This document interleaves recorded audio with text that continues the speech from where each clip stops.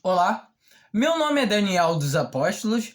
Lembrando que o meu apóstolo é apenas o meu sobrenome. Se alguém hoje falar que é apóstolo de Deus, que é apóstolo de Cristo, esse tal é mentiroso. Todavia, no meu canal eu falo sobre o Evangelho da Graça por meio da fé. E essa fé que não vem de nós, é dom de Deus. Eu quero hoje estar falando sobre o Evangelho, mas primeiramente, para a gente dar introdução, eu vou estar falando um pouquinho sobre os falsos mestres. O que acontece?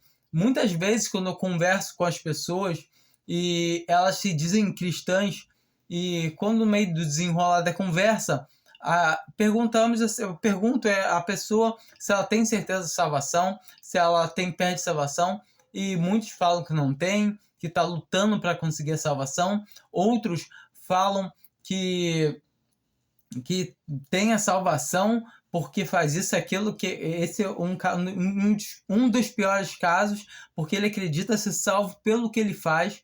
Outros acreditam que só no último dia que vão poder saber, e todavia nós vemos que isso é culpa dos falsos mestres, da cristandade professa, dos falsos pastores, dos falsos bispos, dos falsos tudo que se imaginar, falsos irmãos. E todavia a palavra de Deus fala que a salvação é por graça, por meio da fé, e isso não vem de nós, é dom de Deus, não vem das obras, para que ninguém se glorie. E todavia a gente, quando vê as passagens, a gente vai lendo a Bíblia, ela vai dando um enredo toda a vida que é por graça. O apóstolo Paulo, em 1 Corinto 15, se eu não me engano, ele fala que o evangelho que uma vez ele já entregou para eles, o qual Cristo morreu por nossos pecados, foi sepultado e ressuscitou ao terceiro dia. Ou seja, se eles tiverem conservado desse jeito ao qual ele pregou para eles, eles seriam salvos. E assim a gente pode entender claramente. Mas o que acontece hoje em dia? No meio da cristandade professa, existe uma coisa chamada as bênçãos, as pregações, os cultos de libertação, curso para expulsar demônio. Eu não sei como eles fazem. Eles devem marcar uma hora marcada com os demônios, com... não tem noção. A gente vê em tudo e cura umas coisas que não tem nada a ver com a palavra de Deus. E todavia a gente fala assim, não, mas tem sim. A gente vê nitidamente na palavra de Deus o Senhor, os apóstolos expulsando demônios, eles curando pessoas, sim. Mas temos que entender o seguinte: no princípio, primeiramente, o Senhor Jesus, ele estava no caráter de mostrar que ele era o rei de Israel, era o rei dos judeus. E ele veio para os seus, e os seus não o receberam. E agora, o caráter da igreja, no princípio da igreja, a gente vê os apóstolos fazendo o mesmo ou até mais que o Senhor Jesus. Em todo tempo, eles estavam no princípio da igreja. Então, eles precisavam mostrar em qual caráter eles estavam. E, todavia, nós vemos, logo mais à frente, que Paulo deixa, eu acho que é Fileto, não tenho certeza, doente, eu não sei onde, quase à morte. Ele recomenda um pouco de vinho para Timóteo, não só água, por causa das suas constantes enfermidades. Por que ele não curou? Ele não curou esses dois irmãos. A gente vê todo o tempo que Paulo tinha uma enfermidade no corpo dele de carne, e todavia ele orou ao Senhor, e o Senhor falou que a minha graça te basta. E todavia nós vemos nitidamente que o Senhor ele pode curar um cristão, sim, mas todavia o mais importante de um cristão é ter a certeza da salvação. Um cristão verdadeiro, ele tem a certeza da salvação, e tendo que vestir e o que comer, ele deve se dar por satisfeito. Ele não deve ficar querendo obter coisas nesse mundo. Não é que o cristão não possa ter dinheiro, não é que o cristão ele não possa ter um bom carro, ele não possa ter um bom trabalho, mas todo o tempo, tudo o que acontece aqui, aqui nesse mundo ele está aqui como uma testemunha de Cristo. Não importa se ele é escravo ou se ele é livre. Se ele é livre, a gente pode ver que Paulo ele estava na cadeia e Filemão tinha um escravo, e esse escravo foi parar nessa cadeia com Paulo, que isso não é coincidência, isso é Deus agindo, e Paulo evangelizou esse escravo e manda ele de volta para Filemão, e fala assim: Filemão, agora liberta ele, porque ele agora é um servo de Deus. Não! Paulo manda ele para servir, melhor ainda. E todo tempo nós vemos Paulo instruindo irmãos que são escravos a servir melhores, os irmãos que são senhores a serem bons senhores, mas não a se libertar seus escravos. Ah, mas como assim, Daniel? Não, você tem que libertar. Não, Deus não está ligando para nossa vida aqui. Claro que todo tempo o Senhor ele pode providenciar alguma coisa que a gente precisa. Em todo tempo, ele vai estar com a gente, conosco, mas a igreja, ela não tem nenhuma bênção material. Igual muitos falsos mestres pregam, falando que a igreja é abençoada com bênçãos materiais. Não é. Ela é abençoada, sim, com todas as bênçãos espirituais nas regiões celestiais, como fala em Efésios 1. A igreja, ela é um povo celestial. Ela é o povo que aguarda a vinda do Senhor a qualquer momento.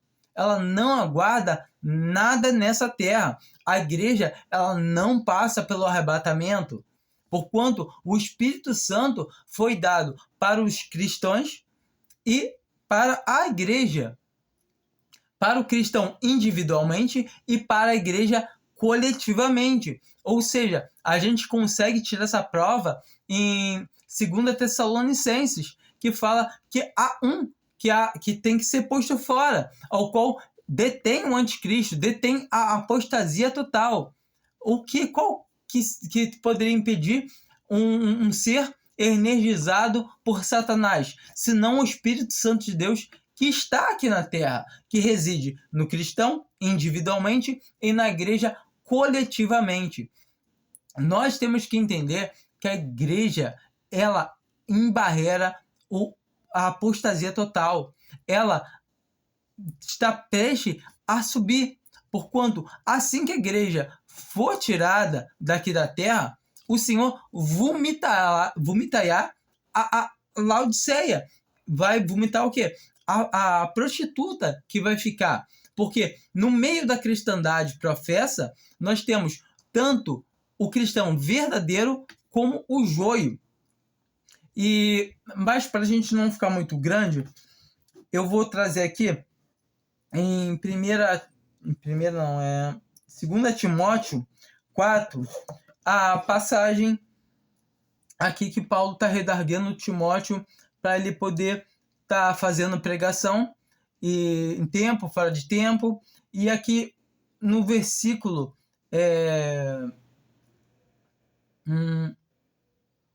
3 entra a parte que eu quero falar. Vamos lá, 2 Timóteo 4, versículo 3. Porque virá tempo em que não suportarão a sã doutrina, mas tendo grande desejo de ouvir coisas agradáveis, ajuntarão para si mestres segundo os seus próprios desejos, não só desviarão os ouvidos da verdade, mas se voltarão às fábulas. O que é isso? Eles, todo o tempo, não querem falar o quê? Que a palavra de Deus diz. O que diz lá em Pedro, em 1 Pedro, no capítulo 1, né? Ele fala o quê? Que importa que agora, por um pouco de tempo, sejamos contristados com várias provações.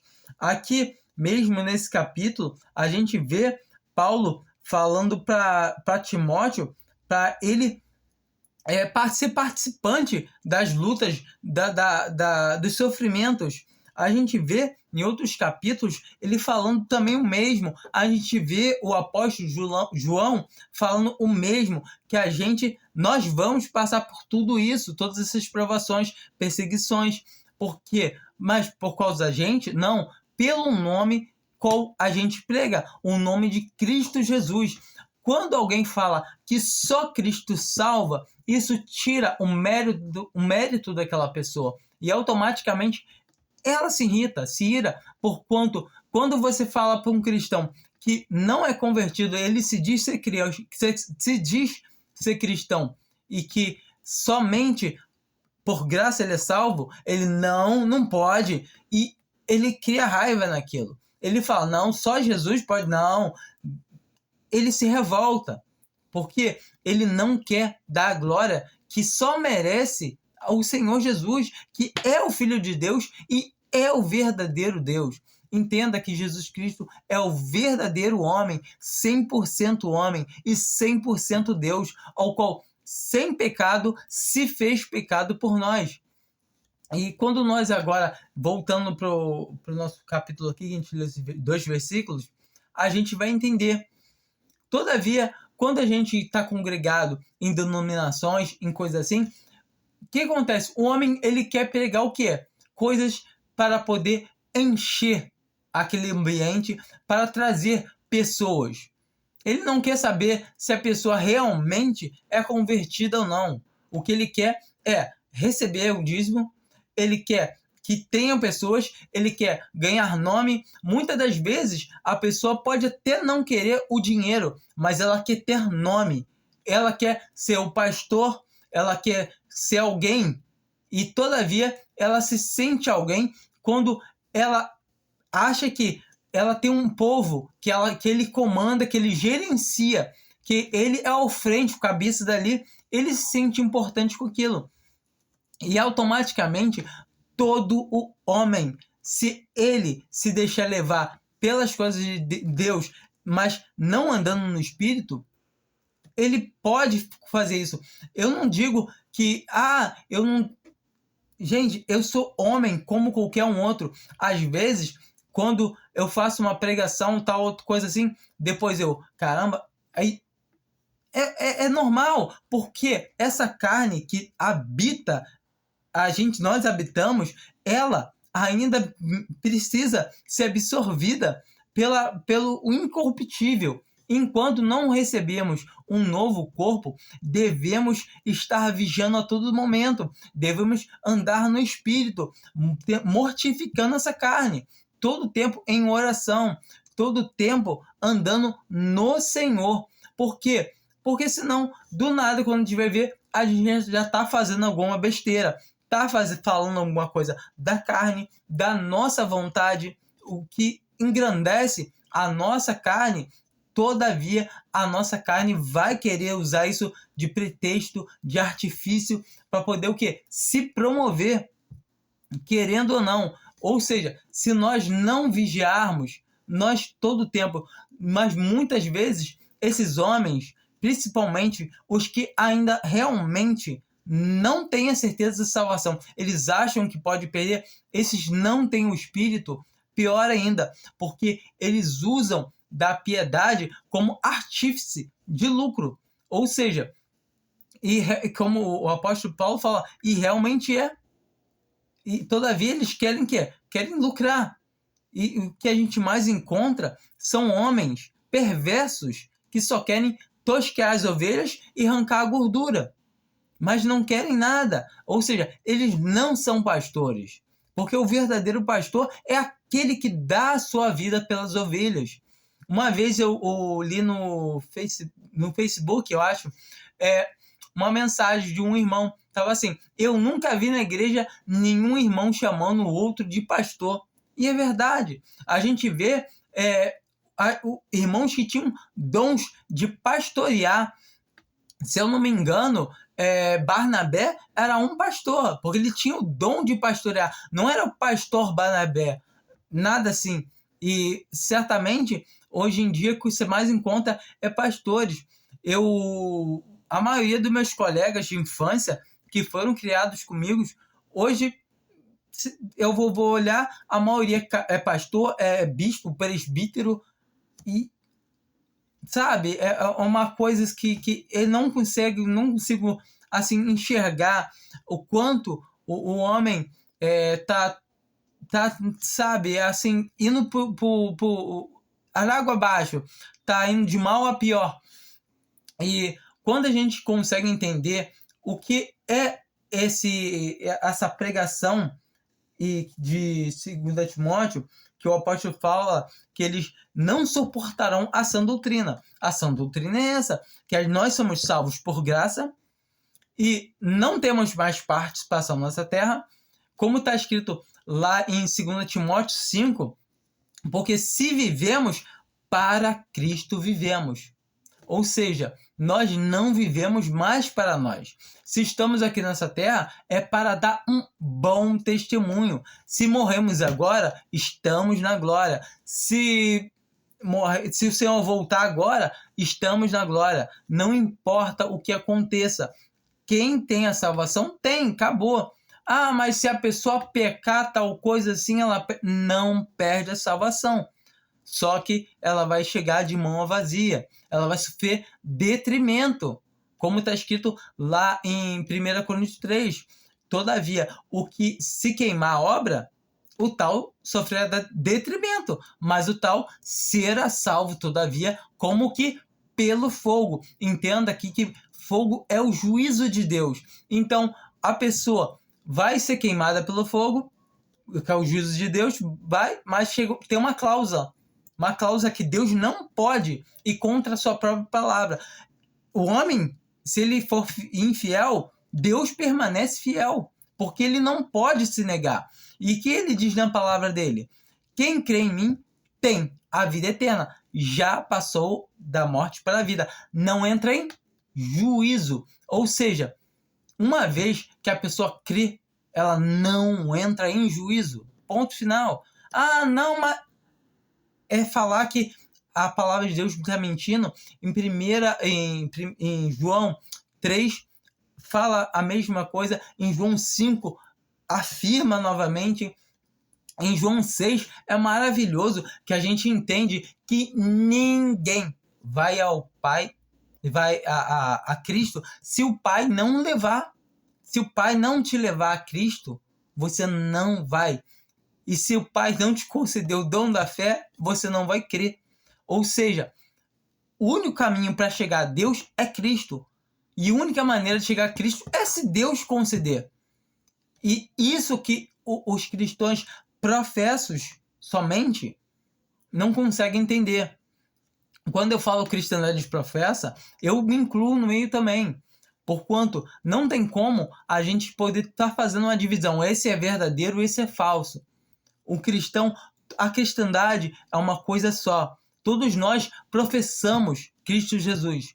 Mas eu tenho certeza no meu coração da minha salvação. Tenho certeza de não poder perder, porque a palavra de Deus afirma que quem crê em Cristo não entra em juízo. Jesus fala que todo aquele que o Pai der a ele não vai perder um sequer. Ele fala que ele dá a vida e ninguém pode arrebatar da mão dele, e muito menos da mão do Pai. Ou seja, quando nós conseguimos compreender realmente, a gente vai entender que, nossa, o Senhor é maravilhoso. O quanto Deus é bom.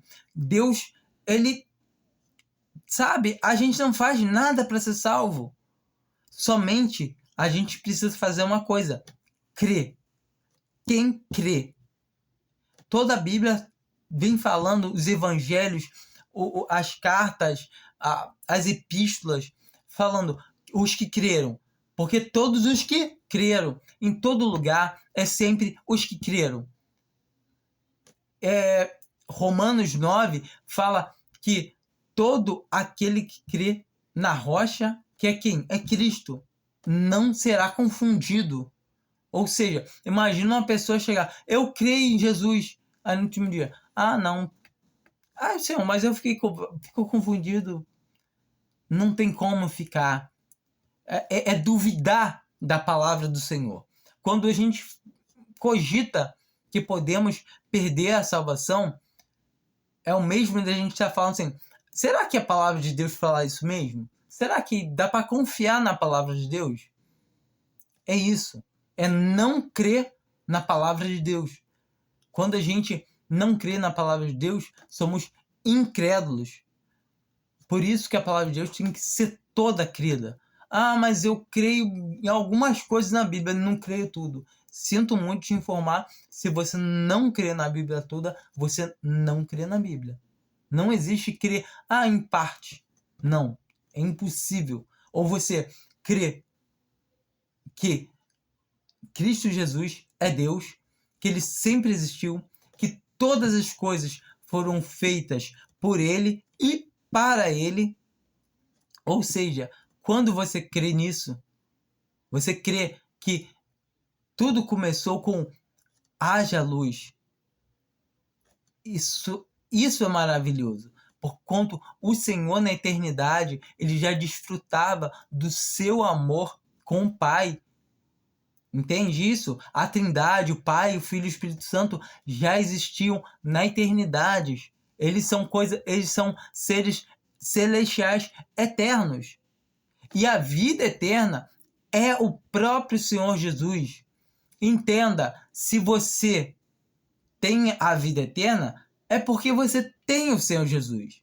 Não tem como você ter a vida eterna e não ter o Senhor Jesus. A vida eterna não é estar num céu e desfrutar, agora vou ficar aqui à vontade. Não. Estar ocupado, estar desfrutando da presença do Senhor Jesus. Uma pessoa, quando entende que agora ele tem o porquê viver, o viver o quê? É viver para Cristo. Isso é o mais maravilhoso. Uma pessoa que quer viver só, não quero vida eterna, não é. Você vai viver para Cristo. Se você crê realmente.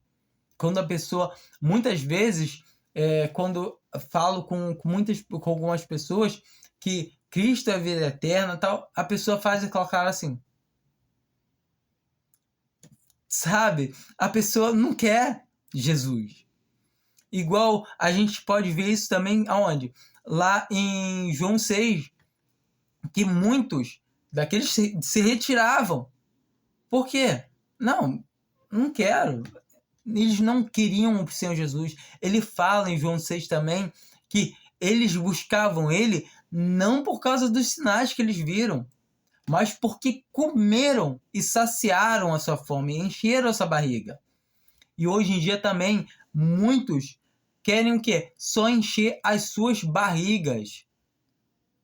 E todavia, eu não falo só de comida material, mas eu falo de ego, eu falo de bem-estar, se sentir, olha, eu sou da igreja tal. Babela, não existe a igreja batista, igreja universal, igreja Deus é amor. Não existe, a igreja é uma só, é o corpo de Cristo. Ou Cristo tem vários corpos? Não, é uma só. A gente encontra as igrejas na Bíblia por pontos geográficos. A gente entende claramente que aquelas são assembleias. Não estou falando de Assembleia de Deus, não, igual denominação, mas a palavra de Deus fala todo o tempo. Para o quê? Nós saímos desse negócio de divisão, pois dizendo, eu sou de Pedro, eu sou de Paulo, eu de Apolo. Porventura está Cristo dividido? Porventura não sois vós todos carnais? E isso que é a palavra de Deus em Judas, ele pega e fala que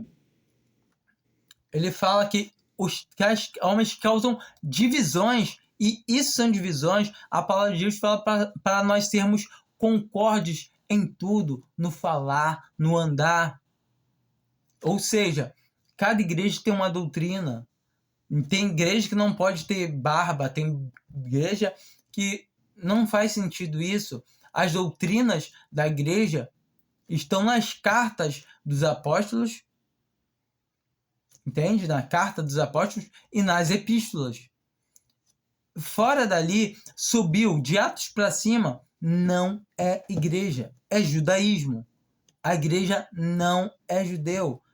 A gente deve ler, a gente tem a obrigação de conhecer a palavra de Deus.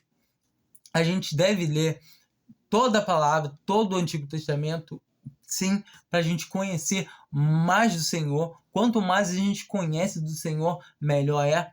Mas entendemos nitidamente que a doutrina da igreja está nos evangelhos, não está nos evangelhos, está de Atos para frente. Ou seja, está em Atos, Romanos, João, Corinto, ali nas cartas, nas epístolas.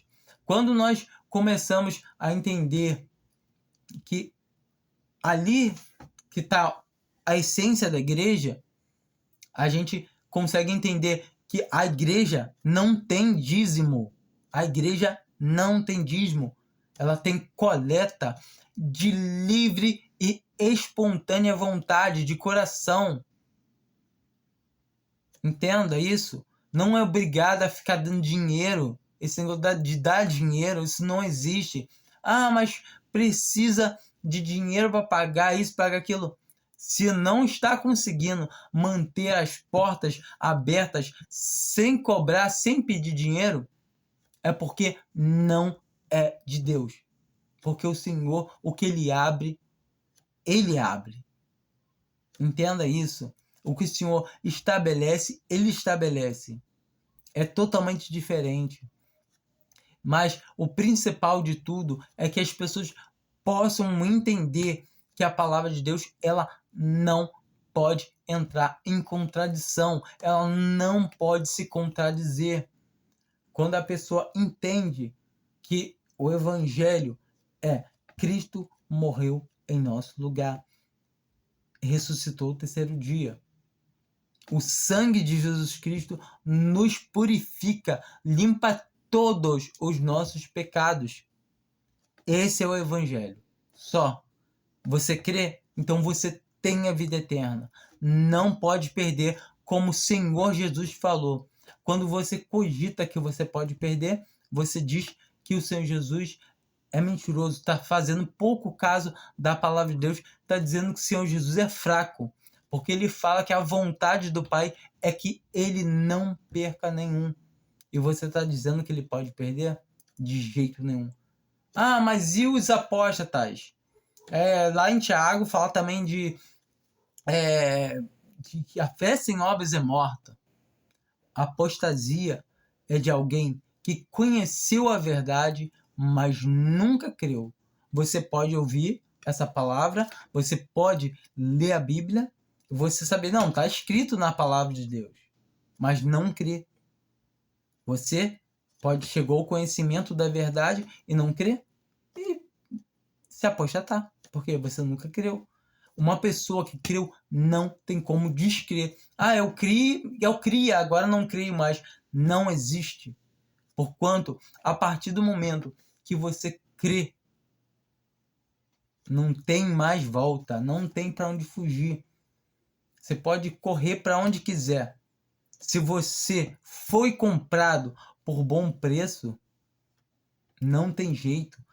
Você acha que existe algum pecado que possa ter o valor mais alto do que o sangue do Filho de Deus? Não tem. É impossível. É impossível. Quando a gente realmente entende, a gente fala, como assim? Eu, pecador, não fiz nada e o Senhor me deu a vida eterna? O que eu posso fazer para retribuir? Essa é a mente de um cristão. Ele quer viver para o seu Senhor porquanto ele estava morto e o Senhor reviveu ele. Ele estava morto em seus delitos e pecados. Ah, não, mas eu não pequei, você não entende. Então, porquanto o pecar está quando você faz a sua vontade, quando você se acha melhor que alguém, quando você pensa, e não adianta falar que você não sente raiva, que você sente. Talvez agora mesmo você está sentindo raiva de mim por estar falando essas coisas. E entenda que a palavra de Deus fala o quê? Que se alguém se irritar, sentir ira, já é réu de homicídio. Se é um homem olhar para uma mulher e cobiçar ela, ele já é réu de adultério. Ou seja, a concupiscência. E para a gente terminar, voltando aqui para o nosso versículo, acabei fazendo voltas e voltas e não terminei. A gente vê muito claro que eles sentirão comichão nos ouvidos e juntarão, tumultuarão falsos mestres para si. Ou seja, muita gente acha que as pessoas só acham que, não, é pregação de bens materiais. Mas não, pode ser coisa mais simples. Um exemplo que eu vou dar, que eu escutava muito da denominação, graças a Deus, que o Senhor me tirou de lá. Que eu ouvia muito. O Senhor vai mudar o seu cativeiro. O Senhor vai entrar com providências na sua casa. O Senhor vai fazer... Isso é balela, isso é conversa. Você conversa, isso é mentira nítida. Isso é a maior mentira que existe. A gente deve, como eu comecei a falar, tirar pelos evangelhos, pelo evangelho mesmo. O próprio Senhor Jesus passou nessa terra aqui não fazendo nada para ele. E nós estamos no mesmo caráter do Senhor Jesus, dando um testemunho dele, de como ele viveu aqui. E todavia, um servo de Deus, não estou dizendo, então o servo de Deus não pode ser rico. Não. Se o Senhor permitir ele ser rico, é porque o Senhor tem uma obra para ele, com sendo rico. Nós vemos que o Senhor, ele tinha 2 discípulos ricos, bem destacados à frente dele, que eram José de Arimateia e Nicodemos, os quais ficaram responsáveis pelo seu funeral. Então a gente vê que o Senhor, ele não importa. A gente vê Paulo mandando aquele escravo voltar para Filemão para servir melhor agora ainda. Ele exorta para se é uma pessoa escravo, sirva como que para o Senhor. Se uma pessoa é livre, faça-se escrava do Senhor. Todo tempo o evangelho que é pregado é esse. É o evangelho da graça, que a graça do Senhor nos basta, nada mais, somente a graça. A graça é mais do que suficiente. Um cristão, ele não espera passar por grande tribulação, perseguição, já passa perseguição aqui nessa terra. Aqui no Brasil, em vista dos outros países orientais, não passa nada, porque aqui é mais psicológico. Mas lá fora, muitos irmãos são perseguidos e são mortos. Então, a gente tem que se atentar mais ainda, porque aonde mais é dado, mais é cobrado. E o Senhor cobra. Ou seja, nós temos um benefício de podermos falar à vontade, de andar livres pregando o Evangelho. E muitas das vezes não fazemos. Nós temos que nos atentar para as coisas de Deus. Não... mas assim, isso é se envergonhar de Cristo. Isso eu não se alegra de quem se envergonha dele. Se envergonha dele, ele perde a salvação. Não perde. Mas o Senhor fica triste. Entende? Uma pessoa, muitas das vezes, os cristãos querem pegar passagens e dizerem que certas passagens falam da perca da salvação, como eu estava dizendo antes, não perde. A gente pode tirar o exemplo de Tiago, né? Da carta de Tiago, do livro dele, onde ele fala que a fé sem obras é morta. Mas ele bota bem claro, se um irmão ver o outro irmão, então são irmãos, não tem como perder a salvação.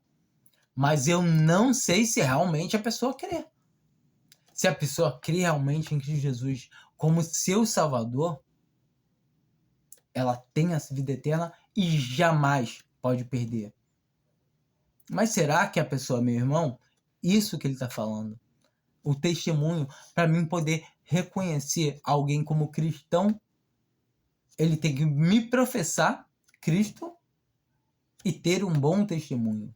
Mas para Deus, somente professar Cristo. Porque Deus conhece os corações. Entendeu? Deus conhece os corações. Não tem como alguém que crê em Jesus perder a salvação. Qualquer coisa que a gente fala que a gente tem que botar no meio para obter a salvação é anátema. É o evangelho maldito, o evangelho amaldiçoado, ao qual o apóstolo Paulo tinha uma briga terrível. A gente vê em Corinto, em Gálatas 1, que ele estava tendo essa batalha. A gente vê também essa mesma briga lá em Atos 15, onde os apóstolos falam, nós cremos que somos salvos também pela graça, igual a eles. E esse eles somos nós, os gentis. Então, quando cremos que somos salvos por graça, se incluirmos qualquer outra coisa, então já não é mais graça. Entenda, está escrito na palavra de Deus, é por graça. Então não tem obras, não tem nada. Graça é favor imerecido. Você não merece salvação.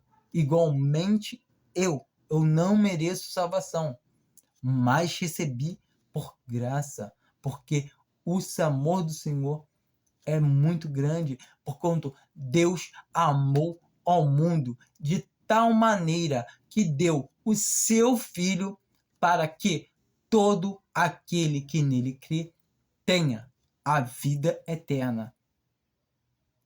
Não entre em juízo. É esse o evangelho. Cristo morreu por você. Você crê? Você tem a salvação. É esse o evangelho. Não tem mais nada. É esse o evangelho. Agora, se desvia desses falsos mestres, falsos pastores que falam que você precisa fazer tal e tal e tal e tal coisa para obter salvação. É mentira. É anátema. Um homem que fala isso, ele é anátema, é maldito, amaldiçoado. Entende? Somente crê em Cristo. Dê um bom testemunho. Leia a Bíblia. Dê um bom testemunho porque você é salvo. E não porque, eu vou dar um bom testemunho porque eu posso perder minha salvação. Não. Em Atos 15, fala que não colocar os servos dos discípulos algo a mais, um peso além.